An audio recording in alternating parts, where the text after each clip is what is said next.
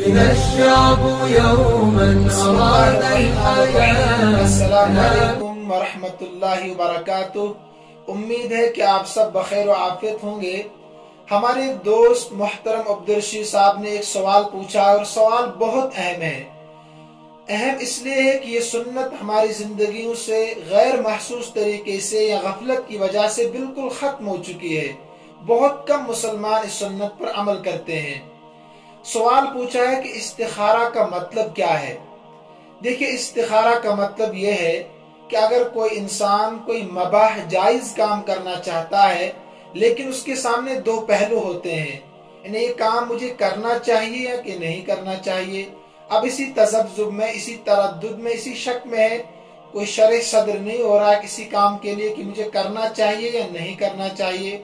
اب اللہ تبارک و تعالیٰ سے اس میں خیر کی دعا مانگنا، اے اللہ جو اس میں میرے لیے بہتر ہو اس کے لیے میرا سینہ کھول دے، اس کام کرنے کے لیے میرے دماغ کو، میرے ذہن کو تیار کر دے۔ اس کا نام استخارہ ہے۔ اب انہوں نے سوال پوچھا ہے ساتھ میں کہ استخارے کی شرعی حیثیت کیا ہے، وہ بھی بیان کی جائے۔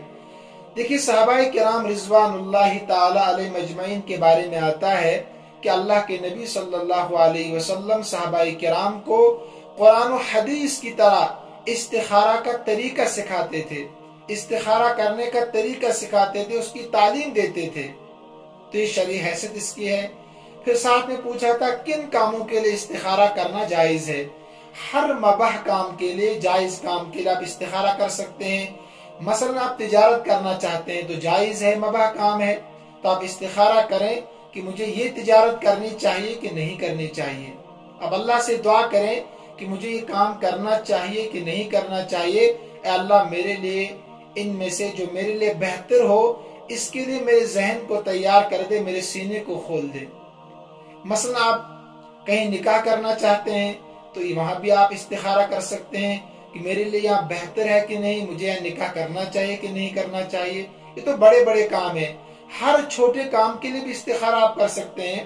مثلا آپ سفر پہ جا رہے ہیں تو آپ استخارہ کریں، اے اللہ مجھے بصحت و سلامت، مال ایمان عافیت کے ساتھ یہاں سے بھی پہنچا اور واپس بھی مجھے لوٹا دے۔ یہ بھی آپ استخارہ کر سکتے ہیں۔ آپ ہسپتال جا رہے ہیں، ڈاکٹر کے پاس، آپ بیمار ہیں تو آپ استخارہ کر کے جائیں، دعا کر کے جائیں، اے اللہ میرے لیے بہترین اور ماہر تجربے کار ڈاکٹر کا انتخاب فرما دے تاکہ میرے لیے وہ بیماری سے شفا کا سبب بنے۔ اصل شفا دینے والی تو اللہ کی ذات ہے، لیکن آپ دعا کر سکتے ہیں۔ تو غرض یہ کہ ہر مباح کام کے لیے آپ استخارہ کر سکتے ہیں، لیکن جو بڑے بڑے موٹے موٹے کام ہیں، تجارت ہے، نکاح ہے، کہیں دور سفر پر آپ جا رہے ہیں تو ان کے لیے استخارہ کرنا سنت ہے اور بہتر ہے۔ اس کے بعد انہوں نے پوچھا تھا کہ استخارہ کب کریں، استخارے کا وقت کیا ہے؟ دیکھیے، مکروہ وقت کے علاوہ جب بھی آپ چاہیں آپ استخارہ کر سکتے ہیں۔ دن میں، رات میں، جب بھی چاہیں آپ استخارہ کر سکتے ہیں۔ صرف نوافل کے لیے جو مکروہ وقت ہے، یعنی عصر کے بعد مغرب تک اور صبح فجر کے بعد طلوع آفتاب تک، اسی طریقے سے عین زوال کے وقت، دوپہر کے وقت نفل نماز نہیں پڑھ سکتے ہیں، اس وقت آپ استخارہ بھی نہیں کر سکتے ہیں۔ اس کے علاوہ آپ جب چاہیں آپ استخارہ کریں۔ بہتر یہ ہے کہ آپ استخارہ سونے سے پہلے کریں۔ بہتر یہ ہے کہ رات کو یکسوئی ہوتی ہے تو سونے سے پہلے آپ استخارہ کریں، اس کے بعد سو جائیں۔ اس کے بعد پوچھا تھا کہ استخارہ کیسے کرنا چاہیے۔ دیکھیں، استخارہ کرنا بہت آسان ہے۔ آپ 2 رکعت نفل نماز پڑھیں استخارے کی نیت سے۔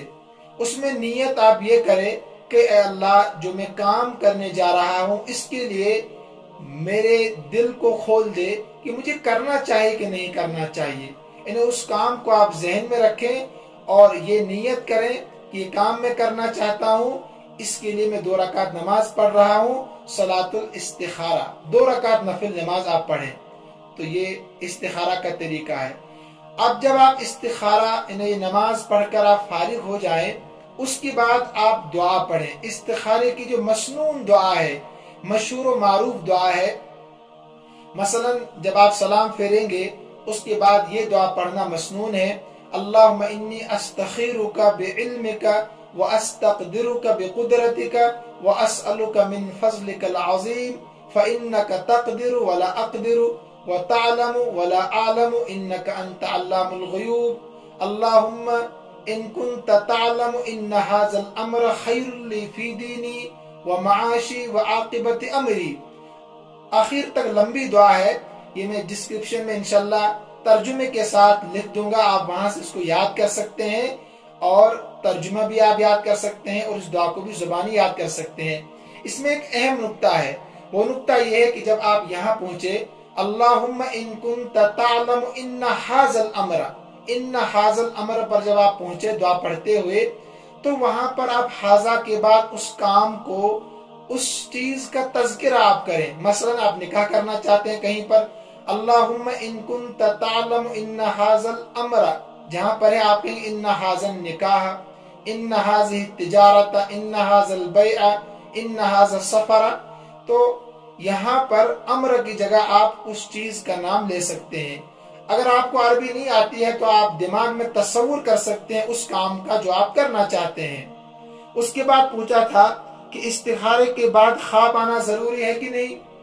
دیکھیے، استخارے کے بعد خواب آنا ضروری نہیں ہے.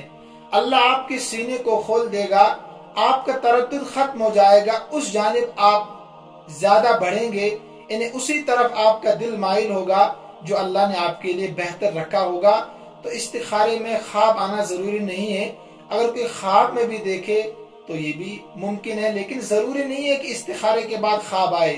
ہاں، تردد ختم ہوگا، آپ کا دل، آپ کا دماغ اسی کام کو کرنے کے لیے تیار ہوگا. اس کے بعد پوچھا تھا کہ استخارہ کتنے دنوں تک کرنا چاہیے.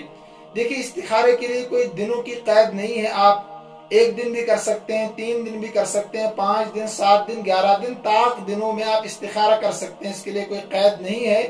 جب تک آپ کا تردد ختم نہ ہو جائے، آپ کا دل، آپ کا ذہن جس کام کو کرنے کے لیے تیار نہ ہو جائے، تب تک آپ استخارہ کر سکتے ہیں. کرتے رہیے آپ استخارہ، اس میں کوئی گناہ کی بات نہیں، انشاءاللہ ثواب ہی ملے گا.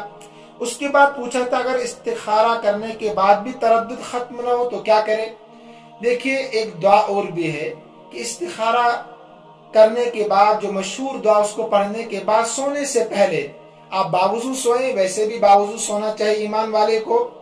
تو آپ باوضو سوئیں اور ایک دعا پڑھیں، چھوٹی سی دعا ہے، اور انشاءاللہ الرحمن اس کے پڑھنے کے بعد آپ کا ہر تردد ختم ہوگا، ہر شک تذبذب ختم ہوگا اور شرح صدر ہوگا جو کام آپ کرنا چاہتے ہیں.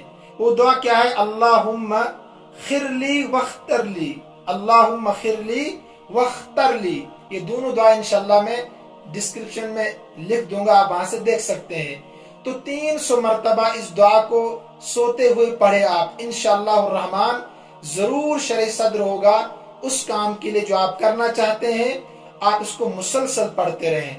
اس کے بعد پوچھا تھا استخارہ کسی دوسرے سے کرا سکتے ہیں کہ نہیں.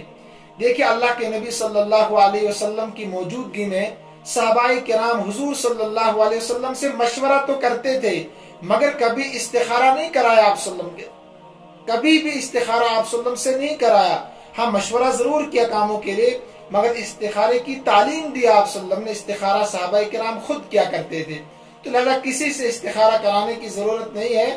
آپ کا تعلق اللہ سے قائم ہوگا اور ثواب کا ثواب ملے گا اور آپ مطمئن ہوں گے اس کام کے کرنے کے لیے.